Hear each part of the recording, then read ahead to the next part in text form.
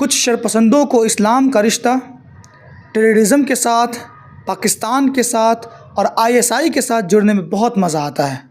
अभी एक fully propaganda film धुरंधर 2 release हुई है, जिसके अंदर दूसरे प्रोपेगेंडों के साथ ये सब भी करने की कोशिश की गई है।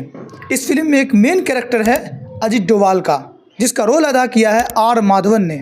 अजीत डोभाल जो रियल में है, जो रियल कैरेक्टर हैं, उन्होंने खुद कहा है आईएसआई में ज़्यादा हिंदुओं की भर्ती होती है, यानी पाकिस्तान की तरफ से जासूसी ज़्यादातर हिंदू करते हैं।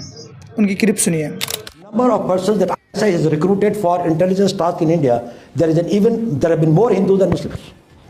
If you see all the number of cases from 1947 which have been these things under the official secret side and the counter-espionage cases, I think people in media must be the same that all these cases which come, so more than 4,000 cases, probably not even 20% would be Muslims. So it's a very wrong concept.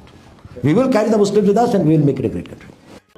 जब ये character famous हुआ और real वाले भी famous हुए तो इनकी video हर जगह गर्दिश कर रही है। इनकी बहुत सारी वीडियो सामने आ रही है जिनमें वो हकीकत बताते हुए दिख रहे हैं। अब उनकी इस हकीकत की वजह से लोग उनसे परेशान हैं, लोग उनको बुरा भला कह रहे हैं। ये बात गौर करने वाली है कि आप रियल कैरेक्टर की तारीफ़ कर रहे हैं, आपको रियल कैरेक्टर पसंद आ रहा है और वही रियल कैरेक्टर रियल में है तो वो रियल आपको पसंद नहीं आ रहा है। इसकी वजह यही होती है कि आप तारीख़ को अपने आईने से, अपने ज़ाविये से समझना चाहते हैं, और अगर वो आपके ज़ाविये के और आपके मुवाफ़िक़ नहीं निकलता है, आपके मुखालिफ निकलता है, तो आप उसको मुस्तरद कर देते हैं, आपको नहीं मानते हैं और इस हकीकत को आप पहचानना नहीं चाहते हैं।